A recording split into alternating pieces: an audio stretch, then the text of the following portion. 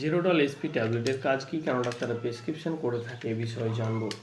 Zerodol SP এটা রয়েছে brand নেমের, composition রয়েছে অ্যাসিক্লোফেনাক 100 mg অ্যান্ড সেরাটিও পেপটিডোজ রয়েছে 15 mg অ্যান্ড প্যারাসিটামল রয়েছে 325 mg। এই তিনটি কম্পোজিশনের সংমিশ্রণ দিয়ে তৈরি জেরোডল এসপি ট্যাবলেট। এটা তৈরি করেছে ইপকা ল্যাবরেটরিজ লিমিটেড কোম্পানি তৈরি করেছে। এটা 10টা ট্যাবলেটের পাতা এবং 10টা ট্যাবলেটের প্রাইস রয়েছে 130 টাকা 10 পয়সা। তো জেরোডল এসপি ট্যাবলেট কেন ডাক্তাররা প্রেসক্রিপশন করে থাকে এ বিষয়ে জানবো। জেরোডল এসপি তিনটি কম্পোজিশনের সংমিশ্রণ দিয়ে তৈরি Zerodol SP tablet treatment of pain and swelling. ডক্টররা ব্যথা এবং ফোলা জাতীয় ব্যথা সেই সব ক্ষেত্রেই প্রেসক্রিপশন করে থাকে। ফর এক্সাম্পল সার্জারি পেন, কোনো পেশেন্ট সার্জারি করার পরে, কোনো অপারেশন করার পরে যে ব্যথা হয় সেই ব্যথার ক্ষেত্রে ডক্টররা প্রেসক্রিপশন করে থাকে। তো হচ্ছে মাসাল পেন, মাংস পেশিতে ব্যথা, জয়েন্ট পেন, জয়েন্টের ব্যথা, মাথা ব্যথা, মাইগ্রেন পেন, পিরিয়ডের ব্যথা, অনেকে পিরিয়ড হওয়ার সময় অসহ্য যন্ত্রণা করে, সেক্ষেত্রেও ডক্টর প্রেসক্রিপশন করে থাকে পেশেন্টের কন্ডিশন দেখে। ব্যাক পেন, পিঠে ব্যথা, এইসব ক্ষেত্রেই ডক্টররা প্রেসক্রিপশন করে থাকে জেরোডল এসপি ট্যাবলেট। পেন এবং সোয়েলিং মানে হচ্ছে ব্যথা এবং ফোলাভাব জাতীয় ব্যথা, সেই সব ক্ষেত্রেই ডক্টররা প্রেসক্রিপশন করে থাকে Zerodol SP tablet.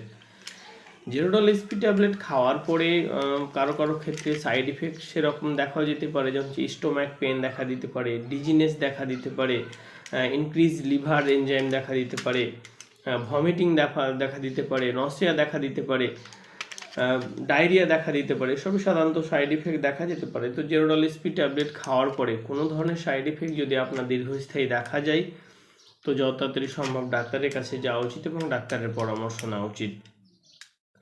Zerodol SP tablet খাওয়ার আগে কিছু সতর্কতা আছে যেগুলো জানা খুব ইম্পর্টেন্ট। যেমন হচ্ছে এটা একটা analgesic pain high pain killer medicine. তো আপনি যদি কোনো গুরুতর রোগে ভুক্তভোগী থাকেন, যেমন হচ্ছে liver disease, kidney disease, heart, এই সমস্ত রোগে যদি ভুক্তভোগী থাকেন তো জেরোডল এসপি ট্যাবলেট খাওয়ার আগে অবশ্যই ডাক্তারকে জানানো উচিত এবং ডাক্তারের পরামর্শ নেওয়া উচিত।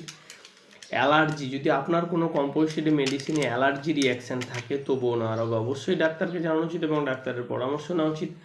আপনি যদি প্রেগনেন্ট হন বা স্তন্যপানকারী মা হন তবুও নেওয়ার আগে অবশ্যই ডাক্তারকে জানানো উচিত। জেরোডল এসপি ট্যাবলেট খাওয়ার পরে ড্রাইভিং এড়িয়ে চলুন। জেরোডল এসপি ট্যাবলেট বাচ্চাদের থেকে দূরে রাখতে হবে। জেরোডল এসপি ট্যাবলেট খাওয়ার সময় অ্যালকোহল পান করা উচিত নয়। জেরোডল এসপি ট্যাবলেট খাওয়ার আগে অবশ্যই ডাক্তারের পরামর্শ নেওয়া উচিত। এসবই সাধারণত সতর্কতা মেনে খাওয়া দরকার। জেরোডল এসপি ট্যাবলেটের ডোজ কি? ডোজ সাধারণত পেশেন্টের কন্ডিশন, তার রোগ, তার শরীরের ওজন দেখে কেবলমাত্র নির্ধারিত করা হয়। তবে এর অ্যাডাল্ট ডোজ ডক্টর নর্মালি দিনে 2বার দিয়ে থাকে, সকাল রাত্রি, খাবার খাওয়ার আধ ঘন্টা পরে। ডোজ সাধারণত পেশেন্টের কন্ডিশন দেখেই নির্ধারিত করা হয়, সেটা নিজের বুদ্ধিতে কখনোই খাওয়া উচিত নয়, খেলে আপনার বিপদ ঘটতে পারে। জেরোডল এসপি ট্যাবলেট খাওয়ার আগে অবশ্যই ডাক্তারের পরামর্শ নেওয়া উচিত। ডাক্তারের পরামর্শ ছাড়া কখনো কোনো ধরনের মেডিসিন খাওয়া উচিত নয়, খেলে আপনার বিপদ ঘটতে পারে। তো গাইস, আজকের ভিডিও টপিক ছিল যে জেরোডল এসপি ট্যাবলেট। এটা 3টি কম্পোজিশনের সংমিশ্রণ দিয়ে তৈরি। জেরোডল এসপি ট্যাবলেট ডক্টররা পেইন কিলার ক্ষেত্রে কেবলমাত্র প্রেসক্রিপশন করে থাকে। তো জেরোডল এসপি ট্যাবলেটের ইউজ, ডোজ, সাইড ইফেক্ট, সাবধানতা সমস্ত কিছু ছিল ভিডিওতে। যদি ভিডিওটা ভালো লেগে থাকে তো অবশ্যই ভিডিওটা লাইক করবে। মেডিসিন সম্বন্ধে তথ্য কিছু জানার ইচ্ছে হলে আপনি অবশ্যই চ্যানেলটা সাবস্ক্রাইব করতে পারেন।